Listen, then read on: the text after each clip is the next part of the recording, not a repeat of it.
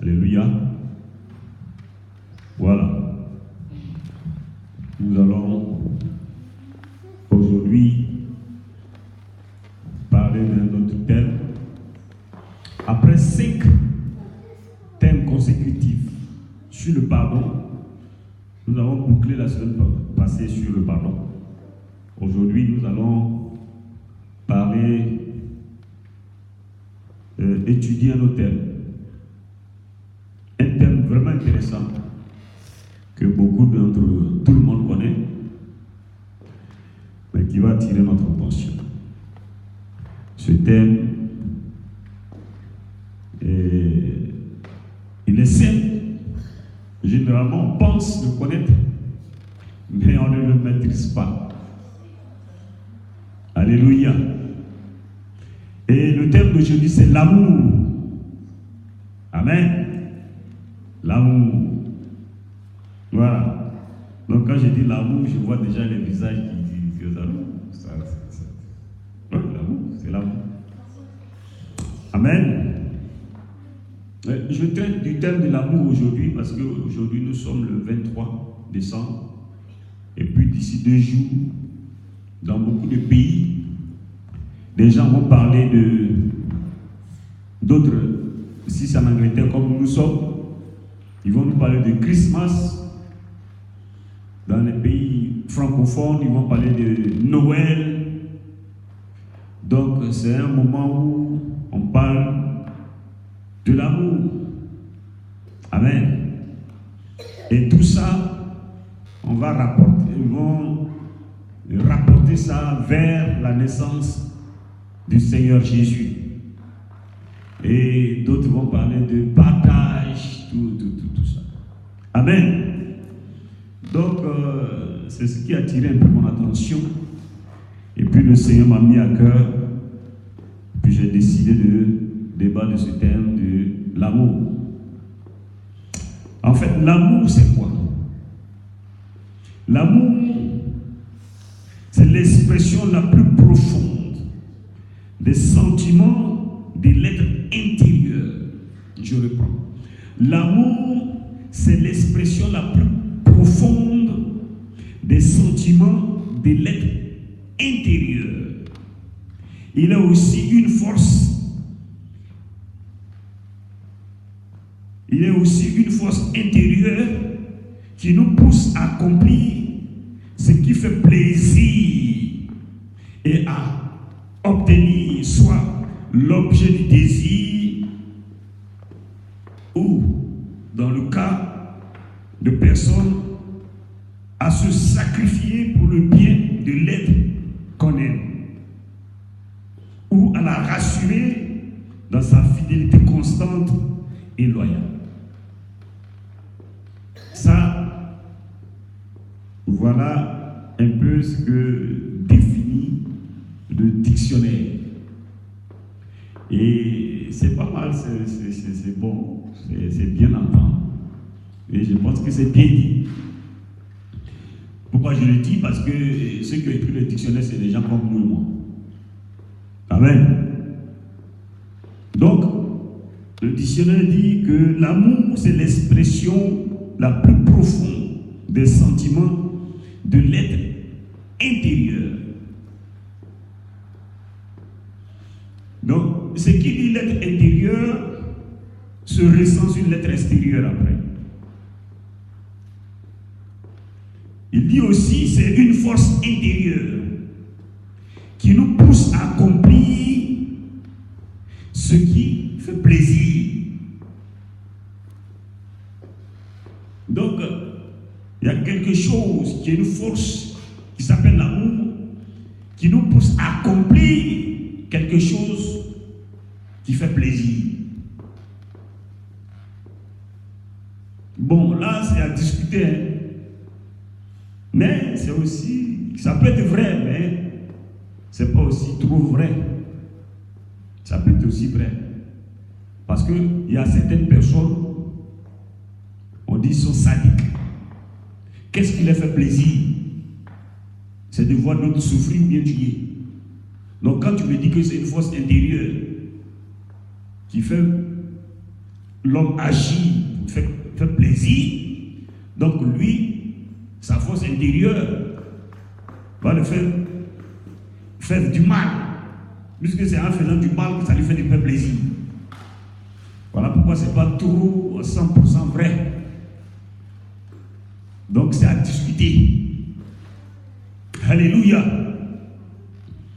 Et à obtenir l'objet du désir, dans le cas des personnes, à se satisfaire, dans le cas de personnes, à se sacrifier pour le bien de l'être qu'on aime, ou à rassurer la personne qu'on aime dans sa fidélité constante et loyale. Ça, c'est vrai. Alléluia. Donc ça, je n'ai pas de problème avec ça. Vous êtes parti de cette définition. Je suis d'accord avec ça. C'est-à-dire que quand tu as l'amour, tu te sacrifies pour la personne que tu aimes. Ou tu rassures la personne que tu aimes.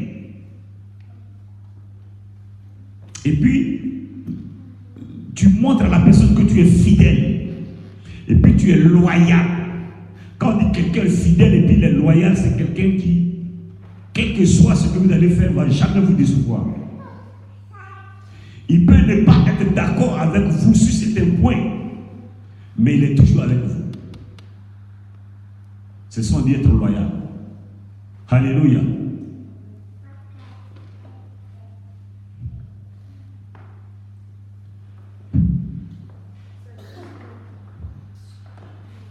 Il peut ne pas être d'accord avec vous, mais il est loyal, il est toujours là. Amen. Donc, ça c'est la définition que donne le dictionnaire. Alléluia. C'est une partie de la définition que donne le dictionnaire. Maintenant, nous allons voir quel est l'amour véritablement. L'amour, pour bien comprendre l'amour, nous allons voir trois choses. Parce que l'amour est composé de trois parties.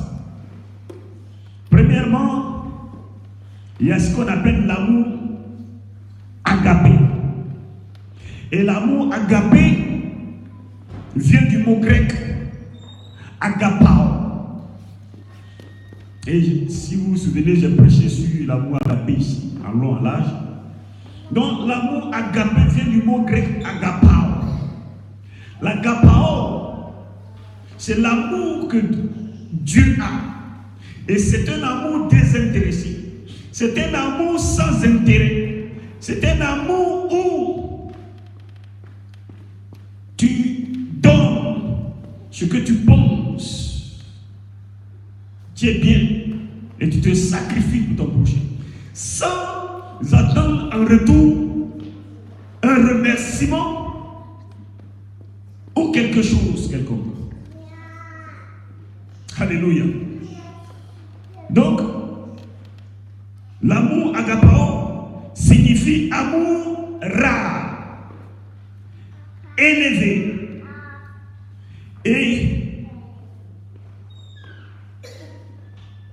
Et ça veut dire aussi aimer quelque chose infiniment précieux. Donc quand tu as l'amour agapé, tu aimes d'une manière précieuse, mais infiniment élevée. Alléluia. Et voilà pourquoi nous disons que c'est l'amour de Dieu. Parce que Dieu, quand nous aime, il nous aime sans intérêt.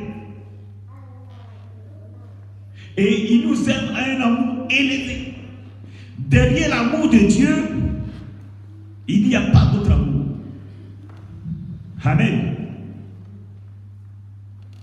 Et quand Dieu t'aime, il s'en fout de ton argent. Il s'en fout de tout ce que tu veux faire. Lui, il t'aime parce que il t'aime. Amen. Et quand même nous péchons, la Bible dit que Dieu fait pleuvoir sur le juste comme sur le méchant. Quand même on est assis dans les maquis, dans les bars, et puis on dit Dieu n'existe pas, on est en train d'insulter Dieu, on est en train de faire ceci, cela. Mais ce Dieu-là, il va amener la nourriture pour te nourrir, il va amener la respiration pour que tu respires, il va amener la santé pour que tu puisses être en bonne santé. Ça, c'est l'amour agapé. Ça, c'est l'agapao de Dieu. Et l'agapao de Dieu est élevé. L'agapao de Dieu le fait sans regarder à ta couleur ou à ta valeur ou à tes biens. Non. Que tu sois pauvre, que tu sois riche, l'agapao de Dieu vient à toi au même niveau. Amen. Donc, ça c'est la première partie de ce qu'on appelle l'amour. Deuxième partie de l'amour, c'est l'amour philéo. Ça vient du mot grec philo et qui donne en français philéa. Donc on dit philéo, c'est le mot grec. C'est ce qui a donné le mot français philia, l'amour filial. Et cet amour, c'est l'amour que nous constatons entre un père et un fils, une mère et une fille, une mère et son fils. Donc, en d'autres termes, c'est l'amour que nous constatons entre parents et enfants. Alléluia. Et vous allez voir que l'enfant, il ne vous donne rien. Mais vous êtes heureux de l'avoir. Et pour lui, vous n'allez pas dormir. Et il est couché là, le matin, avant que cet enfant ne se réveille, vous allez faire tout ce qu'il faut pour que quand il se lève, il soit confortable.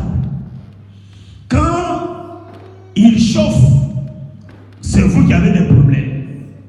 Quand il est malade, c'est vous qui avez des problèmes. Ce matin, avant que nous venions à l'église, notre dernier, brusquement, il commençait à avoir un malaise. Et puis, hop, il a commencé à vomir. Bon, il faut voir la maison, on commence à bouger là. Là même, je l'ai transporté jusqu'à dans les toilettes pour qu'il puisse se mettre à l'aise pour vomir bien. Pendant qu'il est en train de vomir, ma mère suit ça. Son ventre, je suis en train de prier. Ah là, je suis pas en train de jouer avec maladie. Et sa maman est derrière moi. La maison a commencé à bouger. Et c'est comme ça. Tu ne peux pas faire autrement. Quand il ne se sent pas bien, tu ne te sens pas bien. Alléluia. Et ça, c'est l'amour filial. Et ça aussi, c'est un amour désintéressé. Sans intérêt. Donc, le père, il est là, il ne dort pas la nuit. La mère, elle ne dort pas la nuit. On va changer la couche de l'enfant. On va s'inquiéter pour sa nourriture.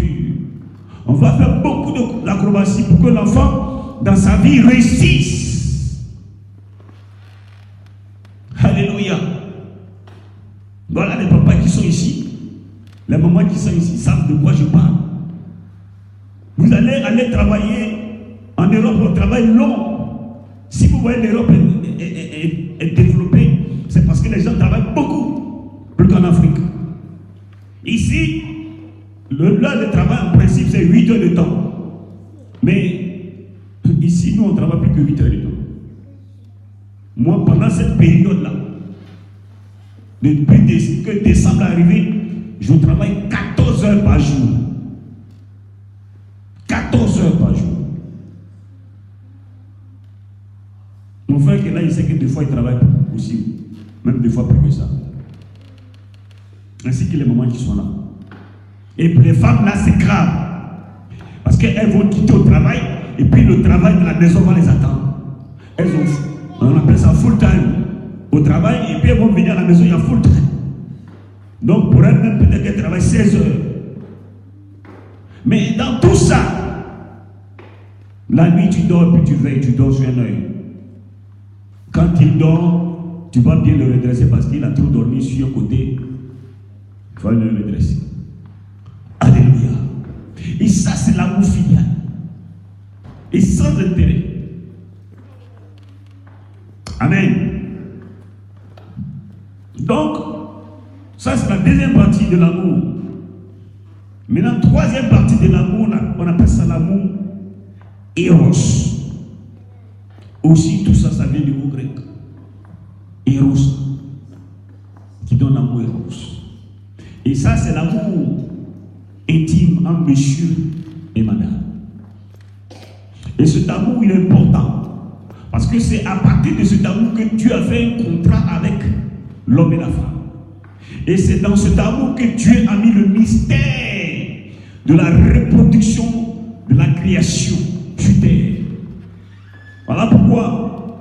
Et c'est à partir de là que Dieu a fait un contrat. Et puis Dieu va mettre une loi pour dire, toi enfant, honore ton père et ta mère. C'est alors que la durée de ta vie sur la terre sera longue. À cause de ça. Parce que c'est dans cet amour et lorsque Dieu a mis un mystère. Et Dieu a pris un de son pouvoir pour donner aux parents. Donc, tout ce côté n'est pas négligé. Alléluia. Donc voilà les trois côtés. Et c'est cet ensemble-là qu'on appelle amour. Donc quand tu dis amour, tu parles de l'amour agapao, l'amour philéo et l'amour eros. Donc il faut nous comprenions bien le sens du mot amour. Amen. Maintenant, ayant dit cela, aujourd'hui, je voulais seulement m'entretenir sur 4 genres d'amour. L'amour comprend 3 parties. Mais je précise, je veux m'entretenir sur 4 genres d'amour. Je n'ai pas dit que l'amour comprend 4 parties. Non. Je dis sur des genres d'amour. Amen. Donc il faut bien saisir mon langage. Et nous allons aller plus vite parce que le temps nous presse. Aujourd'hui, nous avons vu nos enfants qui ont fait une prestation. Les enfants sont venus, nous ont montré, quand on dit, on éduque les enfants selon la voie de Dieu, ils ont fait des prestations, ils ont chanté. Voilà pourquoi vous allez voir souvent sur l'écran, vous qui suivez, les enfants qui sont en train de circuler. Parce qu'aujourd'hui, c'est la journée. Alléluia! Et nous bénissons ces enfants qui sont fantastiques. Alors, nous allons parler de 4 genres d'amour. Et le premier genre d'amour que nous allons parler de l'amour de Dieu, qui est l'amour agapé. Deuxièmement, nous allons parler de l'amour de Christ. Troisièmement, nous allons parler de l'amour de l'Esprit. L'amour du Saint-Esprit. L'amour de l'Esprit. Et puis troisièmement, nous allons parler de l'amour fraternel. Parce que ces 4 genres d'amour sont bien énumérés dans la parole de Dieu. Et nous allons aller avec la parole de Dieu pour élucider cet amour, ce genre d'amour. Et pourquoi nous voulons parler de cela. Amen. Premièrement, l'amour agapé. Nous allons lire 1 Jean 4, verset 7. 1 Jean 4, verset 7. Le verset 7 et puis le verset 17. Amen. Donc, 1 Jean, chapitre 4, verset 7 d'abord. Et puis aussi, nous allons lire le verset 16 au verset 17. Après avoir lu le verset 7, on saute au verset 16 et puis on lit le verset 16 et 17. Bien-aimés, aimons-nous les uns les autres. Aimons-nous les uns les autres. Car l'amour est de Dieu. Car l'amour est de Dieu. Et quiconque aime est né de Dieu.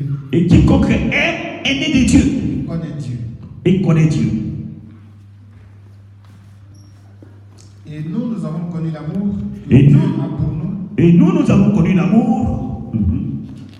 Et nous y avons cru. Et nous y avons cru. Dieu est amour. Dieu est amour. Et celui qui demeure dans l'amour demeure en Dieu. Et celui qui demeure dans l'amour demeure en Dieu. Et Dieu demeure en lui. Et Dieu demeure en lui. Tel il est, tel nous sommes aussi dans ce monde. C'est dans cela que l'amour est parfait en nous, afin que nous ayons de l'assurance au jour du jugement. Amen. Donc, le point que j'ai voulu faire sortir le plus, c'est que Dieu est amour. Amen. Donc, quand tu dis Dieu, tu dis amour. Amen.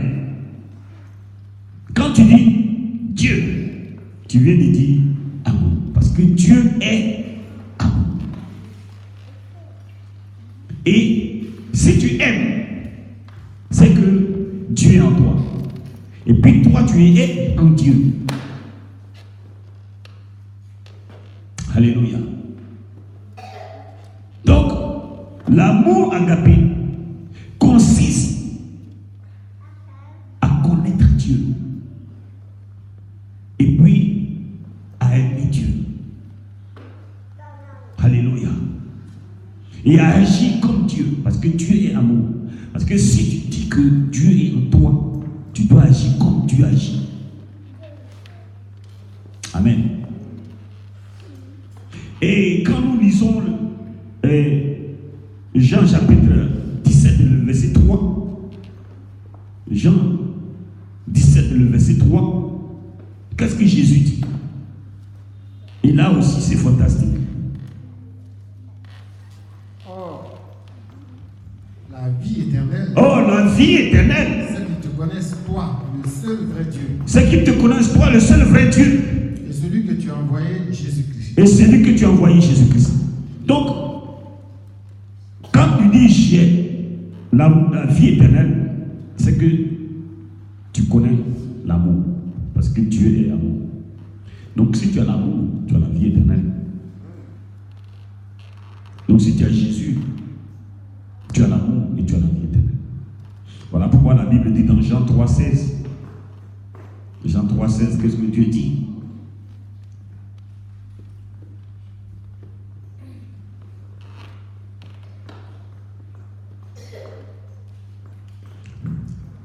Jean 3,16. Ça, c'est le refrain de la Bible. Car Dieu a tant aimé le monde Car Dieu a tant aimé le monde qu'il a donné son Fils unique, qu'il a donné son Fils unique, afin que quiconque croit afin que quiconque croit en lui ne périsse point, ne périsse point, mais qu'il ait la vie. mais qu'il ait la vie éternelle. Amen. Donc, Dieu est amour. Et l'amour agapé, c'est ça. C'est d'aimer Dieu, de connaître Dieu et d'agir comme Dieu agit. Quand tu le fais, tu es en Dieu, Dieu est en toi. Maintenant, imagine-toi, moi je suis dans Dieu, et puis sorcier va venir, il va venir toucher à ma vie. Est-ce que c'est possible?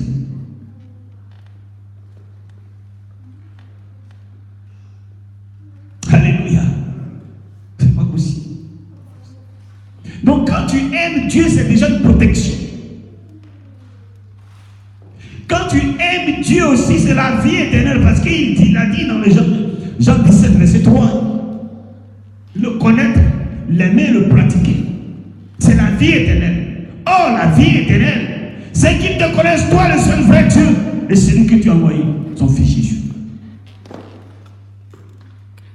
Donc l'amour ne consiste pas en quelque chose de simple. Connaître l'amour, c'est avoir la vie éternelle. Pratiquer l'amour, c'est avoir la vie éternelle. Alléluia. On n'a pas le temps, sinon j'allais rentrer un peu plus, parce qu'on a beaucoup à dire. Deuxièmement, l'amour de Christ. Parce qu'il a dit, oh, la vie éternelle, c'est qu'ils te connaissent toi, le seul vrai Dieu, et celui qui t'a envoyé, Christ. Maintenant, deuxièmement, l'amour de Christ. Quel est l'amour de Christ? Romains 8, 35 à 39.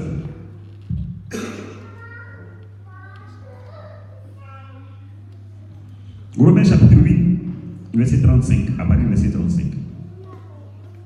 Si on a retrouvé son livre rapidement.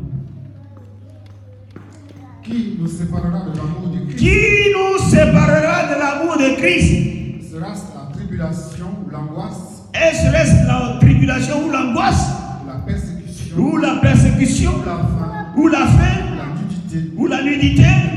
Ou le péril? Ou l'épée? Selon qu'il est écrit, c'est à cause de toi qu'on nous mette à mort tous les jours. Qu'on nous regarde comme des brebis destinées à la boucherie. Mais dans toutes ces choses, nous sommes plus que vainqueurs. Mais dans toutes ces choses-là, nous sommes plus que vainqueurs. Par celui qui nous a aimés. Car j'ai l'assurance que ni la mort, ni la vie. Car j'ai l'assurance que ni la mort, ni la vie. Ni les anges, ni les dominations. Ni les anges, ni les dominations. Ni les choses présentes, ni les choses à venir. Ni les choses présentes, ni les choses à venir. Ni les puissances, ni la hauteur, ni la profondeur. Ni les puissances, ni la hauteur, ni la profondeur. Ni aucune autre créature ne pourra nous séparer de l'amour de Dieu, manifesté en Jésus-Christ notre Seigneur. Alléluia! Voilà l'amour de Christ. Ça veut dire, quelle que soit la tribulation, quelles que soient les choses, la faim, quel que soit tout, rien ne peut nous séparer de l'amour de Christ. Parce que l'amour de Christ est au-dessus de tout amour. Amen. Tu peux traverser toutes choses, mais rien ne peut te séparer de Jésus. Parce que Jésus, son amour, c'est un amour vrai, sincère, désintéressé, sans intérêt. Il le fait de lui-même. La mort, tout, rien. Christ est toujours là. Amen. Les gens peuvent tuer le corps qui est là, mais ils ne peuvent pas tuer l'esprit qui est dedans. Christ est au-dessus de toutes choses. Son amour est au-dessus de toutes choses. Philippiens chapitre 3, verset 19 à verset 21. Philippiens chapitre 3, à partir du verset 19.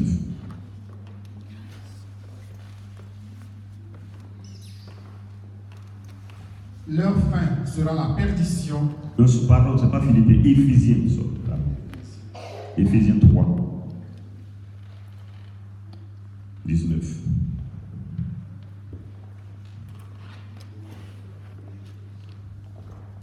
Et connaître l'amour de Christ. Et connaître l'amour de Christ. Qui surpasse toute connaissance. Qui surpasse toute connaissance. En sorte que vous soyez remplis jusqu'à toute la plénitude de Dieu.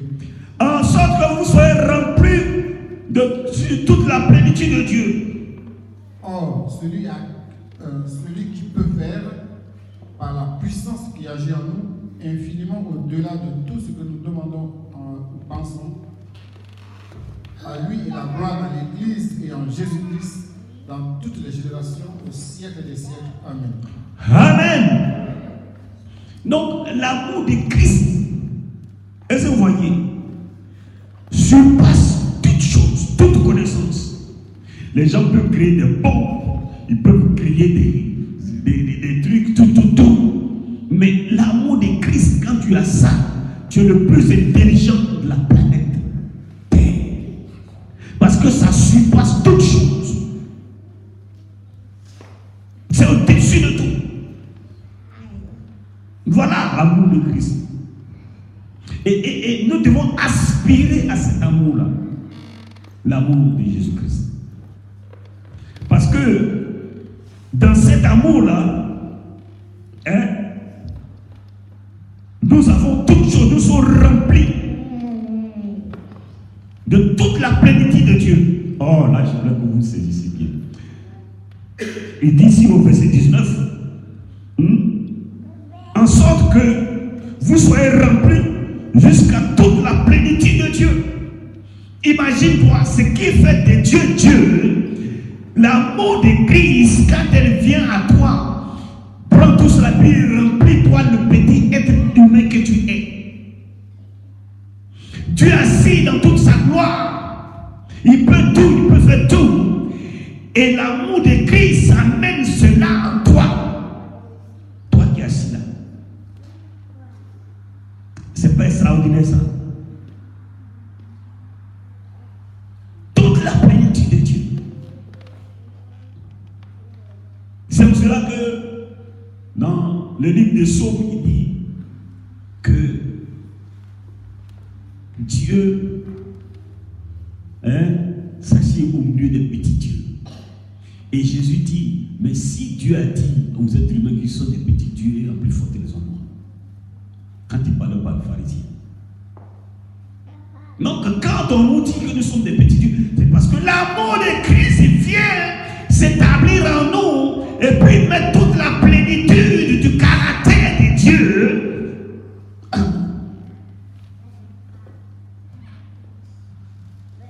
C'est en cela que tu peux prier pour quelqu'un simplement. Et là où le médecin a dit, tu vas mourir dans une semaine, le cancer ou la maladie chronique qui devait l'emporter s'enfuit et la vie vient dans la vie de cette personne. C'est pas extraordinaire ça? C'est ça le véritable amour. 2 Corinthiens 5 verset 14. 2 Corinthiens 5 verset 14 que nous allons lire rapidement. Allez, le temps nous presse maintenant. Dans 5 minutes on doit finir. 2 Corinthiens 5 verset 14.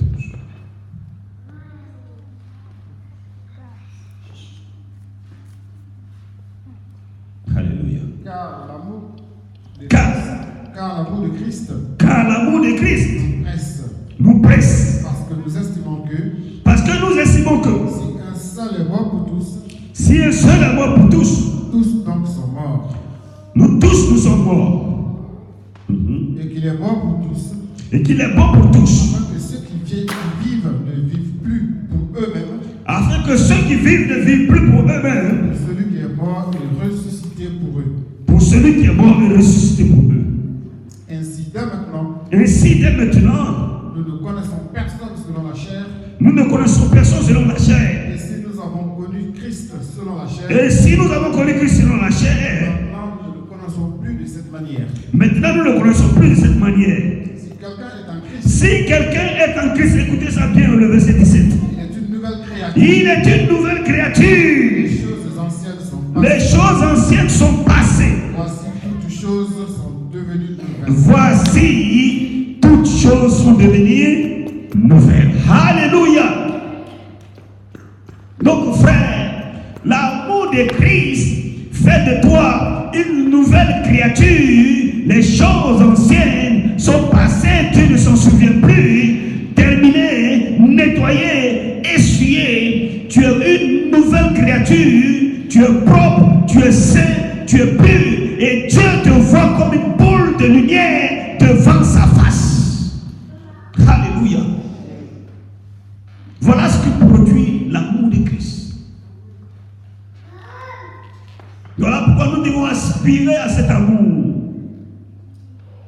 Au moment où les gens sont en train de fêter Noël, qui sont des conneries, qui ne sont pas bibliques, qui sont des mensonges, parce que Noël, par la parenthèse, c'est quelque chose qui a été créé au 3e siècle, depuis la Turquie. Un certain, j'ai oublié un peu son nom, qui avait quelque chose et puis qui voulait faire du bien aux enfants, tout. Et c'est comme ça que les coutumes de Noël a commencé en Turquie. Jusqu'à ce que c'est devenu aujourd'hui ce que c'est devenu. Alléluia. Donc c'est quelque chose qui n'a rien à voir avec ce que nous sommes en train de vivre aujourd'hui. Ce qui est important, c'est de diriger nos vies vers l'amour véritable, qui est l'amour de Jésus-Christ de Nazareth. Et non pas l'amour de charité. On va aller donner un peu de nourriture ici aux gens, des petits cadeaux ici. Non. Le véritable amour, c'est celui qui vient de Christ. Et nous devons éduquer nos enfants dans cette voie, dans l'amour de Jésus-Christ de Nazareth. C'est ça l'amour sincère, véritable, sérieux. Alléluia. On va aller vite. Troisièmement, l'amour de l'esprit. Romains 15, 30. L'amour de l'esprit, Romains 15, 30.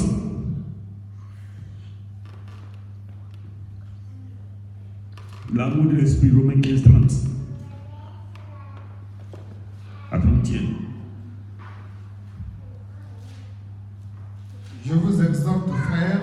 Je vous exhorte, frères. Par notre Seigneur Jésus-Christ. Par notre Seigneur Jésus-Christ. Et par l'amour de l'esprit. Et par l'amour de l'esprit. À combattre avec moi. À combattre avec moi. En adressant à Dieu des prières en ma faveur.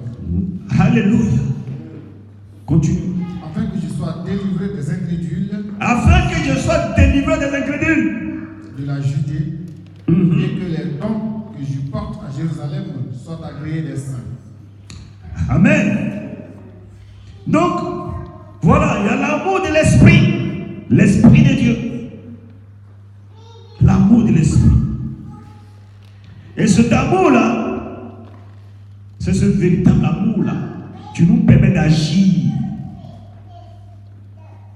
Et c'est l'esprit qui agit au travers de nous. Et puis il peut être délivré des choses de ce monde. Donc, quand le Saint-Esprit est là, les choses de ce monde, telles que Papa Noël, Christmas, tous ces conneries-là, ça doit sortir. Et c'est ainsi que tu peux voir véritablement l'amour agapé et l'amour de Christ se manifester en toi. Galates chapitre 5, verset 22. Galates 5, 22. Donc aujourd'hui, on va faire beaucoup de lectures. Galates 5, 22.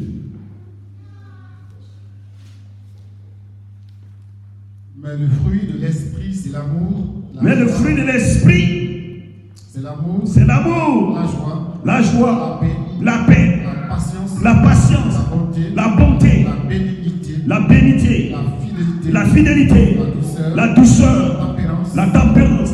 La loi n'est pas contre ces choses. La loi n'est pas contre ces choses-là.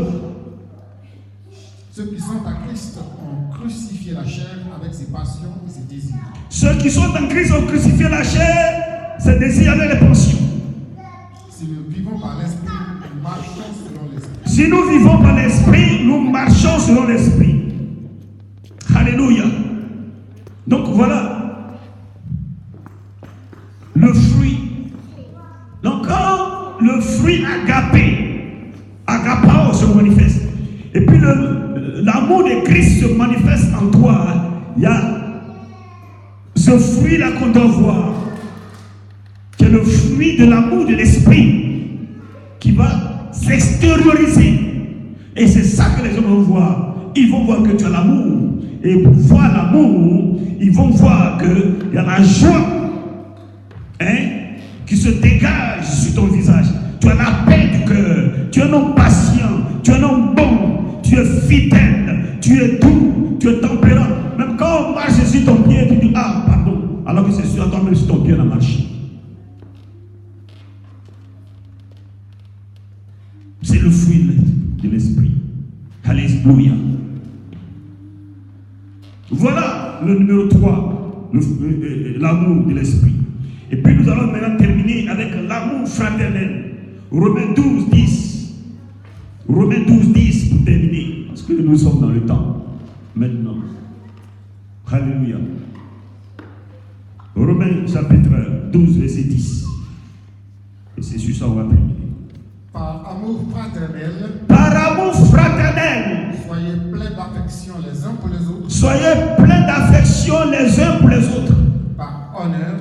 Par honneur. Usez de prévenance réciproque. Usez de réciproque. Alléluia. Donc, voilà l'amour fraternel. C'est aimer son prochain. Et c'est en cela que Jésus est venu. Et puis il a créé le 11e commandement. C'est ça l'amour fraternel. C'est C'est un commandement de Jésus. Dans Jean chapitre, je crois, 34, quelque chose comme ça, si je me trompe, où il a dit, je vous donne un commandement nouveau, aimez-vous les uns les autres. Alléluia. Donc voilà ce que nous pouvons retenir aujourd'hui. Hein? Ce que nous pouvons retenir aujourd'hui de l'amour où le monde est en train de célébrer ce qu'on appelle leur amour selon eux. Mais nous, les enfants de Dieu, nous le célébrons différemment. Donc je crois que c'est Jean 13, 34, si je comme ça, si je ne me trompe. Jean 13, 34. Voilà. Jean chapitre 13, verset 34.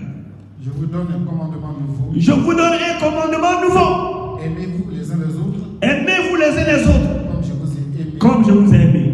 Vous aussi, aimez-vous les uns les autres. Alléluia. Et ça, c'est le 11e commandement. Il y a 10 commandements dans la Bible. Jésus est venu créer le 11e commandement. Et il a donné ça comme amour fraternel.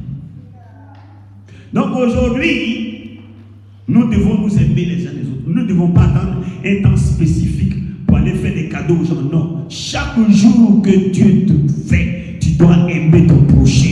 Tu dois faire du bien à ton prochain. Alléluia. Donc pour nous, Christmas, même que ça c'est chaque jour. On n'attend pas un jour spécifique. Et pour l'information, dans la Bible, Jésus n'est pas né en décembre. C'est des mensonges. Jésus n'est pas né en décembre. Et la grosse contradiction, on dit, quand Jésus est né, on a commencé à compter l'an 0. Donc, si vous m'avez dit, Jésus est né le 1er janvier, je peux dire ok. Puisque c'est là qu'on a commencé à compter l'an 0. Mais comment il peut être né le 25, et puis 6 jours après, maintenant tu me dis, il y a 1er janvier. Alors, où on va? Ils sont sérieux. Donc, ce sont des choses sérieuses qu'il faut enseigner à nos enfants. Mais, quand les gens sont en train de se manifester, on le fait parce que, en ce temps-là, c'est là que le païen va écouter la parole de Dieu. Donc, on se joint là, mais on ne fait pas comme eux. On se joint là pour leur dire la vérité, pour qu'ils sortent de l'ignorance et qu'ils donnent leur vie à Jésus. Et qu'ils aient l'amour véritable, que l'amour agapé, l'amour de Christ, l'amour de l'Esprit et l'amour fraternel. Et si le monde va vers cela, nous allons avoir un monde parfait, merveilleux, puissant, comme Dieu le veut. Que le Seigneur bénisse et que sa grâce repose sur vous. Amen. Voilà. C'était juste ma petite exhortation pour ce moment où les gens sont en train de fêter Noël ou bien Christmas. Que Dieu vous bénisse. Amen. Alors on va se bénir debout. Alors nous allons prier pour dire merci au Seigneur.